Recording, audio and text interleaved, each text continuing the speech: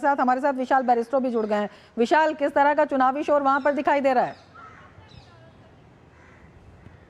देखिए रमा, बाकी राज्यों के मतलब अगर हम कंपैरिजन करें तो पुदुचेरी का चुनाव काफ़ी खामोश चल रहा है, लेकिन अंदर ही अंदर अंडर करंट बहुत ज़्यादा स्ट्रांग है। उसका रीज़न ये है कि आज नामांकन भरने की आखिरी तारीख है, माफ़ कीजिए विड्रॉ करने की आखिरी तारीख है, लेकिन नामांकन भरने से लेकर विड्रॉ करने तक डीएमके और कांग्रेस के बीच में जो अलायंस है उसको लेकर स्थिति बिल्कुल साफ नहीं है, क्योंकि दोनों ने ही ये तय नहीं किया है कि कितना कितना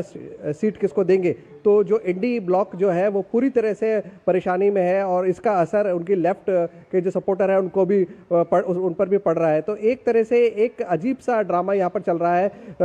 कल डॉली शर्मा जो कांग्रेस की नेता है वो आई थी, उन्होंने कहा था कि देखिए अभी हमारे बीच में बातचीत चल रही है, अभी हमारा सीट शेयरिंग पे फाइनलाइजेशन नहीं हुआ है। इसको देखते हुए लगता है कि आज जब 3 बजे टाइम पूरा हो जाएगा नामांकन वापस लेने का, उसके बाद लगता है कि दोनों ही पार्टी के कैंडिडेट ये डिसाइड करेंगे कि क्या हमें चुनाव लड़ना है या नहीं लड़ना है, क्योंकि पुदुचेरी के अंदर 30 सीटें हैं और 30 सीटों पर ही अगर कांग्रेस और डीएमके नूरा कुश्ती लड़ते हैं और उसमें सीपीआई भी शामिल हो जाता है तो जाहिर सी बात है कि जो उनको एज मिला था पार्लियामेंट्री इलेक्शन में एमपी की सीट जीतकर, वो वापस से वो खो देंगे। और एनडीए का अलायंस जो है जिसमें जो एनआरसी है और बीजेपी है और एआईएडीएमके है, इनको वापस से सरकार बनाने का मौका मिल सकता है, क्योंकि अभी तक आपस में खींचतान बनी हुई है इंडी ब्लॉक के बीच में।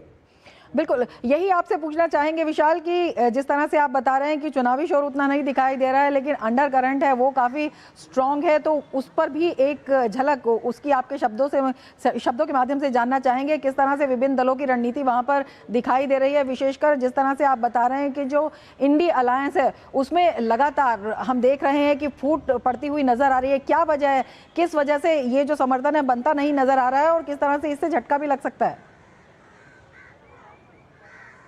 देखिए रमा, जो पुदुचेरी की जो पॉलिटिक्स है वो पूरी तरह से तमिलनाडु पे डिपेंड करती है, और हमने देखा अभी अक्षा बता रही थी कि किस तरह से आपस में खींचतान चल रही है वहाँ पर इंडिया ब्लॉक में, और डीएमके जो है वो पूरा बुलडोज करना चाहता है सारी सीटों पर, वो खुद ज़्यादा से ज़्यादा सीटों पर अपने कैंडिडेट्स को खड़ा कर देना चाहता है। लेकिन कांग्रेस पुदुचेरी के अंदर चाहती है कि 21 वाला फॉर्मूला अपनाया जाए। हालांकि पिछले विधानसभा चुनाव में डीएमके और कांग्रेस के बीच में जो अलायंस हुआ था उसको हार का मुंह देखना पड़ा था, लेकिन पार्लियामेंट्री इलेक्शंस पे कांग्रेस की जो एकमात्र सीट है उस पर कांग्रेस की जीत हुई थी। तो कांग्रेस चाहती है कि अब उन्होंने थोड़ा सा रिकवर कर लिया है तो उनको भी पूरा मौका दिया जाए। 30 सीटों पर यहाँ पर चुनाव होना है, तो कांग्रेस भी चाहती है कि अगर हमें बराबरी का तो मौका कम से कम दिया जाए, लेकिन डीएमके उसके लिए बिल्कुल भी तैयार नहीं है। और ये जो डीएमके, कांग्रेस और सीपीआई का जो अलायंस है, इसमें एक अजीब सा कंफ्यूजन पैदा हो गया है। जो विद्यालिंगम है, जो कांग्रेस के सिटिंग एमपी है, वो चुनाव लड़ रहे हैं यहाँ पर